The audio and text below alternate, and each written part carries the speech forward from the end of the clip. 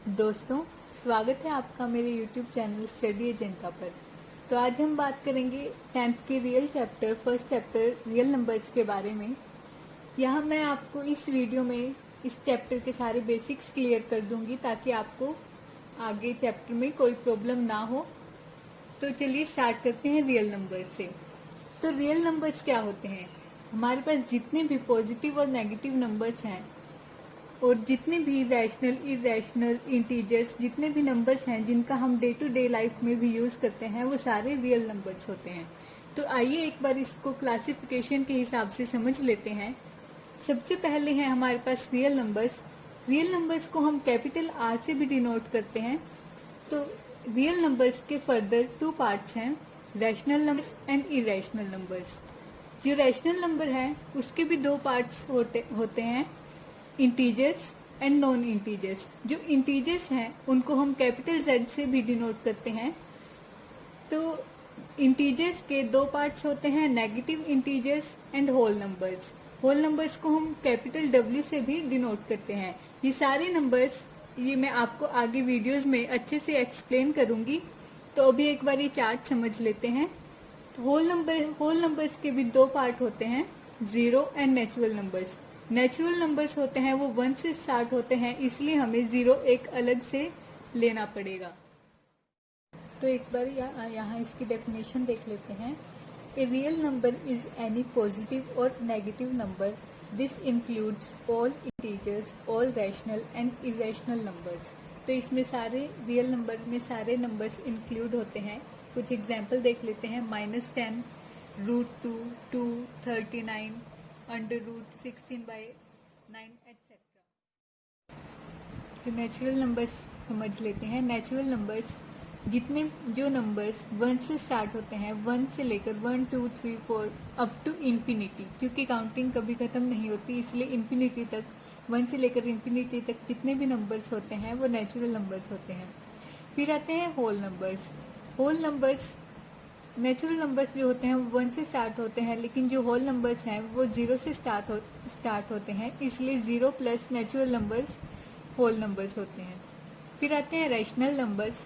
जिन numbers को हम p/q की फॉर्म में लिख सकते हैं वो नंबर रैशनल नंबर्स होते हैं। बट यहाँ पर एक कंडीशन है, जो q है वो 0 के इक्वल नहीं होना चाहिए और जो p एंड q है वो इंटीजर्स होने चाहिए। इसके कुछ एग्जाम्पल्स हम देख लेते हैं। जैसे 8/11 है, ये एक रैशनल नंबर है क्योंकि ये दोनों कंडीशंस को सेटिस्फाई कर रहा है। यहाँ जो p एंड q है वो इंटीजर्स हैं और जो q है वो 0 के इक्वल नहीं है, इसलिए ये एक रैशनल नंबर है। फिर जो 1/9 है ये भी एक रैशनल नंबर है क्योंकि ये भी दोनों कंडीशंस को सेटिस्फाई कर रहा है। 7/4, -1/1000, 0, 5 ये सारे रैशनल नंबर हैं। देखिए 5 है, ये भी एक रैशनल नंबर है क्योंकि हम 5 को 5/1 भी लिख सकते हैं, तो ये p/q की फॉर्म में हो जाएगा, इसलिए ये भी एक रैशनल नंबर होगा। और यहाँ पर देखिए जो ये √9 है ये भी एक रैशनल नंबर है क्योंकि ये एक कंप्लीट स्क्वायर रूट बनाता है। और √9 को अगर आप देखें तो हम 3 के इक्वल होता है ये, तो 3 को हम 3/1 की फॉर्म में लिख सकते हैं जो एक p/q की फॉर्म बनाता है, इसलिए ये भी एक रैशनल नंबर है। और जो भी all repeating decimals are rational such that 0.11 bar, 0.33 bar are rational numbers. जितने भी हमारे पास रिपीटिंग डेसिमल्स हैं वो भी रैशनल नंबर्स होते हैं। इसलिए जैसे ये 0.11 बार है, अगर आप इसे खोलेंगे तो ये रिपीट होता जाएगा, ये भी इसलिए एक रैशनल नंबर है। ये कुछ कंडीशंस है जो आपको याद रखनी पड़ेंगी। फिर आगे देखते हैं, all terminating decimals are also rational numbers.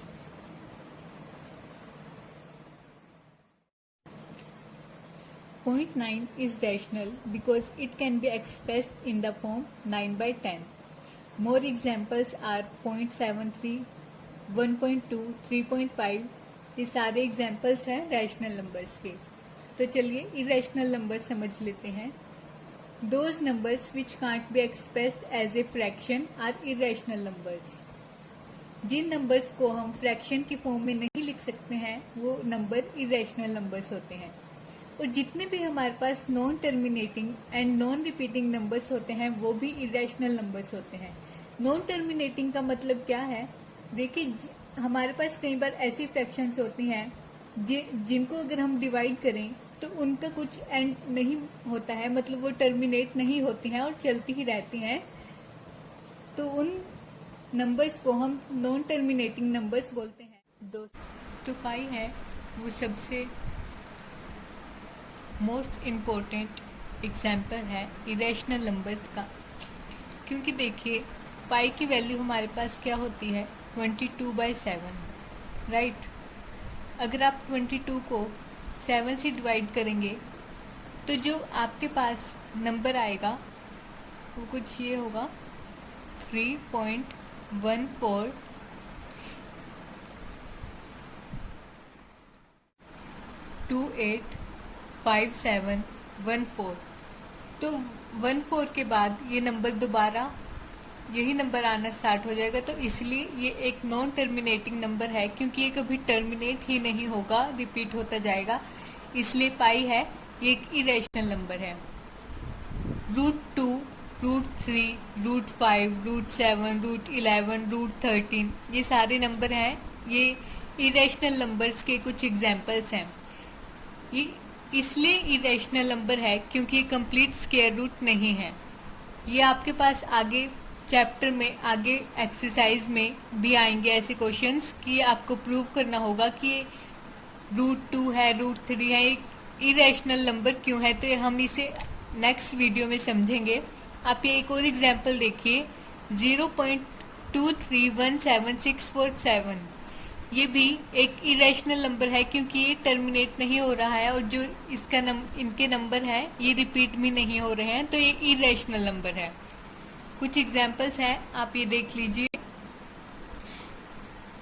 ये मैंने आपके लिए कुछ क्वेश्चंस लिखे हैं, आप ये मुझे कमेंट सेक्शन में कमेंट करके बताइए कि जो नंबर्स हैं ये रैशनल है या इरेशनल। मुझे भी पता चलेगा कि जो मैं आपको समझा रही हूँ वो आपको समझ आ रहा है या नहीं। तो मैं आपके आंसर जरूर चेक करूँगी। आप मुझे नीचे कमेंट सेक्शन में आप इसके आंसर्स बताइएगा। इज द नंबर -12 रैशनल और इरेशनल? इज √25 रैशनल और इरेशनल? ऐसे ही कुछ ये मैंने 7 क्वेश्चंस लिखे हैं, आप इसके आंसर नीचे कमेंट कर दीजिए। तो चलिए आगे बढ़ते हैं। तो हमारे पास इंटीजर्स नंबर्स, हम समझते हैं इंटीजर्स कौन से नंबर्स होते हैं। हमारे पास जितने भी पॉजिटिव और नेगेटिव नंबर्स होते हैं वो सारे नंबर्स इंटीजर्स होते हैं +0। ओके, तो देखिए इन जो काउंटिंग है और जो नंबर्स हैं वो कभी भी ख़त्म नहीं होते हैं, और इसलिए क्योंकि उसका कोई एंड नहीं है तो वो इन्फिनिटी तक चलते हैं। तो इंटीजर्स जो है वो -∞ से लेके +∞ तक सारे नंबर्स जो हैं वो इंटीजर्स होते हैं। ओके, तो चलिए इवन नंबर समझ लेते हैं। आपने शायद पहले भी नंबर पढ़े होंगे। जिन नंबर्स को हम 2 से कम्प्लीटली डिवाइड कर सकते हैं, यानी जब हम किसी नंबर को अगर हम 2 से डिवाइड करते हैं और हमारे पास रिमाइंडर 0 बचता है तो वो नंबर इवन नंबर होगा। आप इसके कुछ एग्जाम्पल देखिए 2, 4, 6, 8, 10, 12, 14, 16, 32, ये सारे एग्जाम्पल्स हैं इवन नंबर्स के, क्योंकि ये 2 से कम्प्लीटली डिवाइड हो जाते हैं और जब हम इनको डिवाइड करते हैं तो हमारे पास रिमाइंडर 0 बचता है। अगर आपको ये फाइंड आउट करना है कि कोई नंबर है वो इवन है या नहीं, तो आप एक चीज़ ध्यान में रखिएगा।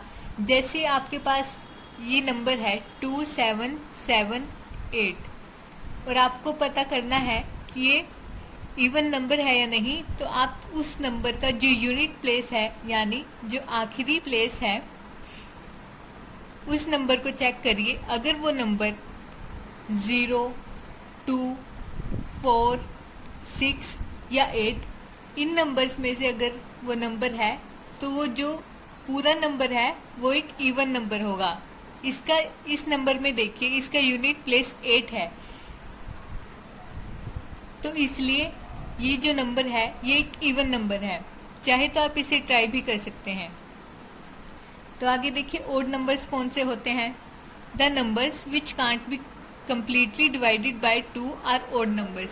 जिन नंबर्स को हम 2 से completely डिवाइड नहीं कर सकते हैं वो ओड नंबर्स होते हैं। जब हम ओड नंबर्स को 2 से डिवाइड करेंगे तो हमारे पास रिमाइंडर ज़रूर बचेगा। कुछ एग्जाम्पल्स देखते हैं ओड नंबर के। 3, 5, 7, 9, 11, ये कुछ एग्जाम्पल्स हैं ओड नंबर्स के। क्योंकि अगर आप देखिए अगर आप 5 को 2 से डिवाइड करते हैं तो आपके पास 1 रिमाइंडर बचेगा। तो इसलिए ये जो 5 है ये एक ओड नंबर है। जब भी आप किसी नंबर को 2 से डिवाइड करेंगे, जैसे ओड नंबर है और आप इसको 2 से डिवाइड करेंगे तो आपके पास हमेशा 1 रिमाइंडर बचेगा।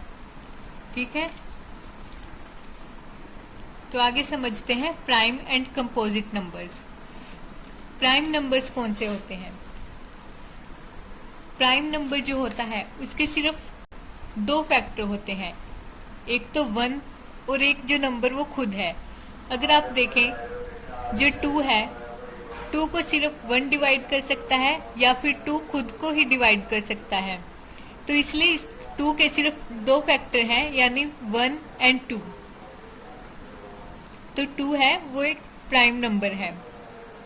जो 2 है वो सबसे छोटा प्राइम नंबर है, और जो 1 होता है वो प्राइम नंबर नहीं होता है। कुछ स्टूडेंट्स को जैसे ये कंफ्यूजन होती है कि जो 1 है वो सबसे छोटा प्राइम नंबर है, लेकिन जो 1 है वो ना तो प्राइम नंबर है और ना ही वो कंपोजिट नंबर है।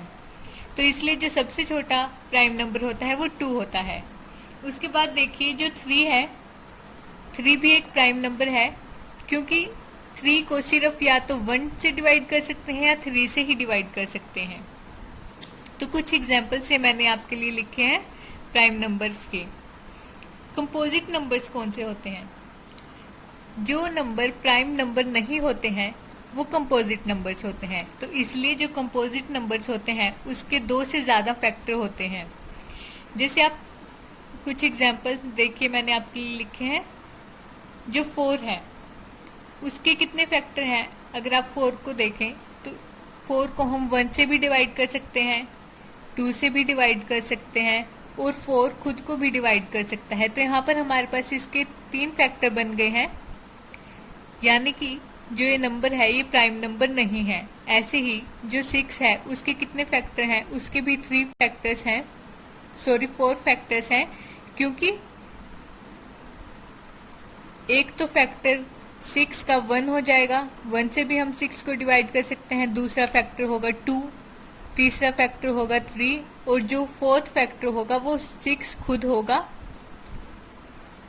इसलिए 6 के 4 फैक्टर्स हैं।